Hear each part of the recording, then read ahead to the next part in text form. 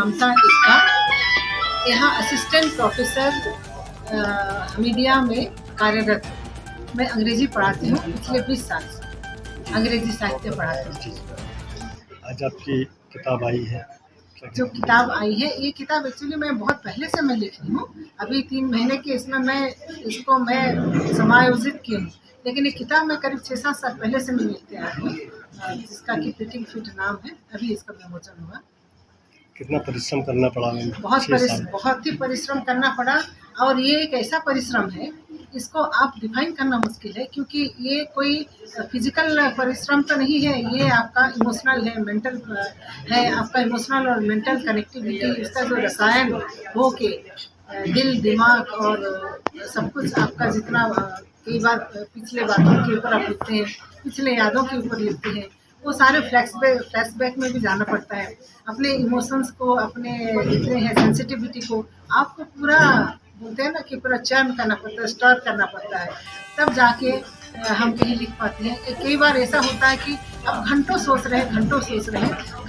हुए कोई एक ही चीज़ जिसके बारे में अभी अचानक आता है। जैसा मैं कहीं कुछ मैंने अभी बताया कि मैं कोई उपन्यास पढ़ रही हूँ, चाहे वो उर्दू में हो, चाहे वो हिंदी में हो, चाहे वो उड़िया भाषा में। मैं 3 भाषा में लिखती हूँ, हिंदी में भी लिखती हूँ, उड़िया में लिखती हूँ और मैं इंग्लिश में लिखती हूँ, और उर्दू में मेरी किताब आ चुकी है, एहसास की मंजिल। तो मैं कोई भी, ये फ़ायदा ये है कि आप जब एक मल्टीलिंगुअल पोएट राइटर है, तो आप कोई भी भाषा में जब आप पढ़ते हैं, आप वहाँ से भी अचानक कभी एक स्ट्राइक करता है, एक थ्रेड आता है ऐसा, जो आपको लिखने के लिए वो बहुत इंस्पायर करता है। आपको इतना ज़्यादा अभिभूत हो जाते हैं आप, कई बार उनका 1-2 लाइन से आप होते हैं, लेकिन उसके ऊपर फिर आपको सोच के आप एक पोएम, कंप्लीट पोएम का आप शेप देते हैं, और बहुत पावरफुल शब्दों के साथ आपका इमोशन से मैच होना चाहिए। इमोशन आपका जितना सेंसिटिव है, जितना गहरा है, उतनी ही गहरी शब्दों में आपको बयां करना पड़ता है, इसको लिखना पड़ता है। उसके लिए कई बार आपको घंटों,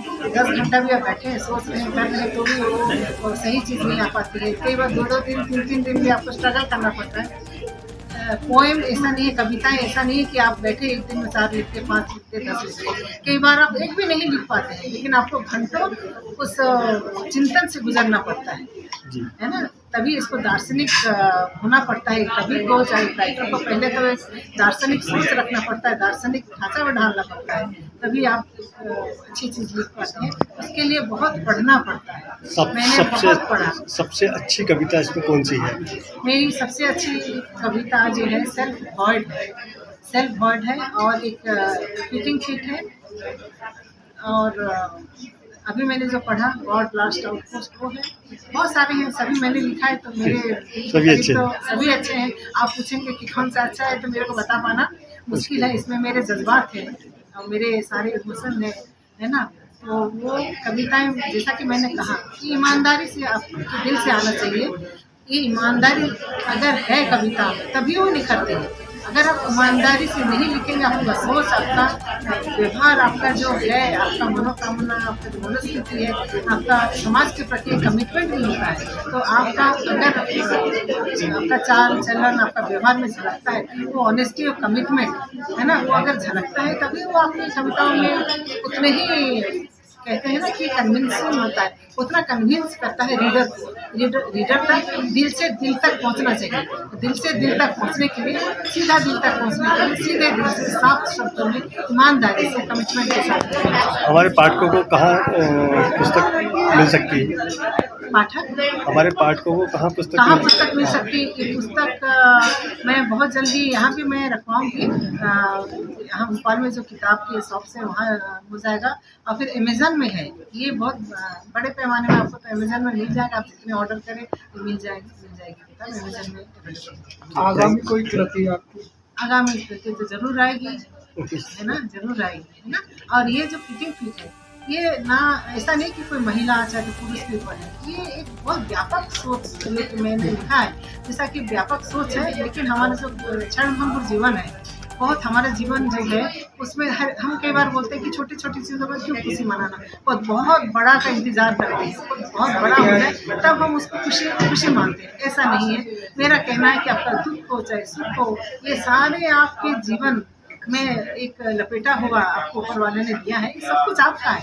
दुख को उतने ही गले से लगाइए जितने सुख को। ये सारे छोटे छोटे क्षण को आप बहुत अच्छे से इसको आप उल्लास के साथ उसको आप रिसेट करिए, उसको आप सेलिब्रेट करिए जश्न के साथ। हर क्षण को, छोटे छोटे पल को, फ्लीटिंग मोमेंट्स को, छोटे छोटे फुटप्रिंट को, जैसे कि हम रेत के ऊपर चल के जाते हैं समुद्र किनारे आप देखेंगे तो हमारे जो पद चिन्ह है, एक लहर आता है और सारा सारा उसको धो के निकल जाता है। हमारे जो पद चिन्ह है वहीं कोई मिट जाते हैं, लेकिन आपका एक सिग्नेचर मार्क रहता है जो कि वो आपका ही है, वो कोई और का नहीं है। मेरा ही लिखा हुआ एक उर्दू में है, खुशबू हर फूल में एक सी नहीं होती, खुशबू हर फूल में एक सी नहीं होती, तेरे वजूद की मिट्टी में खुशबू पराई नहीं होती।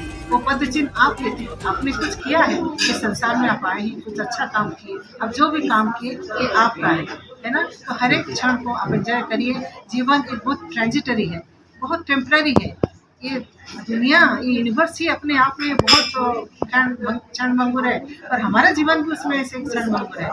तो अगर हमारा जीवन क्षणभंगुर है, दुनिया ही क्षणभंगुर है, तो हर एक पल को हम किससे नाराज हैं, है ना। हर एक पल को हम जश्न मनाएं, उल्लासित होकर हर एक पल को हम समायोजन करें अपने जीवन में, उसको उल्लासित होकर जश्न के रूप में हम देखना चाहिए। ये है फ्लीटिंग फीट के बारे में, आम लोगों का आम कहानी है। हर एक शादी सबका है ना, एक जिसमें एक शादी बस नादान और सच्चाई से, प्रेम से भरा होना चाहिए। इसमें प्यार के बारे में है, इसमें इंग्लिश में लॉन्गिंग कहते हैं, हिंदी में एग्जैक्ट मीनिंग नहीं रहता मालूम। सब प्यार के बारे में है, हर ऋतु के बारे में, वर्षा ऋतु के बारे में है ना, आपका विंटर के बारे में है, समर के बारे में है। जीवन ताज़ा खबरों के लिए हमारे चैनल को सब्सक्राइब करें। धन्यवाद।